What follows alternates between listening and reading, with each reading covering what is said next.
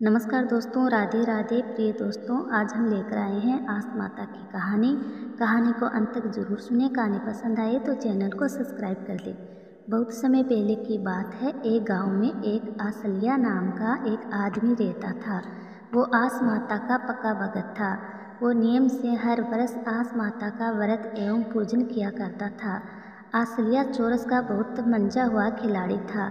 उसकी एक विशेषता ये थी कि वो चोरस में जीते या हारे उसके बाद ब्राह्मणों को भोजन अवश्य कराता था। आसलिया आए दिन भोजन के लिए ब्राह्मणों को घर लाया करता था। उसकी इस बात से उसकी भाभियाँ और उसके भाई नाराज रहते थे। एक दिन उन्होंने क्रोध में आकर आसलिया को कहा कि आप चोरस में हारो या जीतो, हमें उसमें कोई सरोकार नहीं है। कोई ढंग का काम तो करते नहीं हो और आए दिन किसी न किसी को खिलाने के लिए ले आते हो। ऐसा कहकर सभी आसलिया को घर से चले जाने को कह दिया। आसलिया घर व गांव छोड़कर नगर में चला गया। वहां शुरुआत में उसे बहुत सारी परेशानियां हुई। उन दिनों आस माता का व्रत का समय आया। उसने सब कुछ छोड़कर आस माता का व्रत एवं पूजन किया। आस माता की कृपा से उसकी सभी परेशानियां समाप्त हो गई। चोरस के खेल ने उसे उस नगर में बहुत प्रसिद्ध राजा बना दिया। उसके पास धन धान्य की कोई कमी नहीं रही। उसके खेल की प्रशंसा सुनकर उस नगर के राजा ने उसे चोरस खेलने के लिए आमंत्रित किया। राजा और आसलिया में चोरस का खेल चला। राजा उस खेल में आसलिया से हार गया।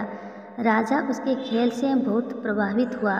राजा ने प्रसन्न होकर उसे अपनी पुत्री का विवाह करा दिया और उसे अपने राज्य का उत्तराधिकारी घोषित कर दिया। आसलिया उस नगर का राजा बन गया। उधर उसके घर छोड़ने के बाद से उसके घर पर विपत्तियां आने लगी। उसके परिवार वाले अन्न और जल के लिए भी तरसने लगे। भूख प्यास से दुखी होकर वो भी भटकते हुए नगर आ गए। उन्होंने नगर में आसलिया के विषय लोगों से सुना कि वो प्रतिदिन ब्राह्मणों और गरीबों को भोजन कराता है और उसके समान चोरस कोई नहीं खेलता। ये सब बातें सुनकर उन्हें आसलिया की याद आ गई। भूख मिटाने और राजा के दर्शन के लिए वो सभी राजमहल में पहुंच गए। उस दिन राजा आसलिया ने लोगों को अपने हाथों से भोजन परोसा।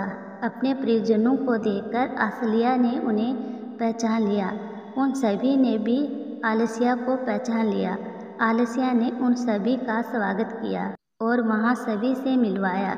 तब उसके परिवार वाले अपने किए पर लज्जित हुए और उन्होंने उसे क्षमा मांगी। आसलिया ने उनसे कहा, मैंने कभी आपकी बातों का बुरा नहीं माना। जो आपने किया वो आपकी करनी थी और जो मैंने किया वो मेरा कर्म था। मुझे जो कुछ भी प्राप्त हुआ वो आस माता की कृपा से प्राप्त हुआ है।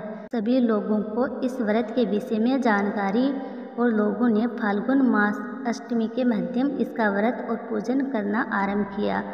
कहानी पसंद आए तो चैनल को सब्सक्राइब करें।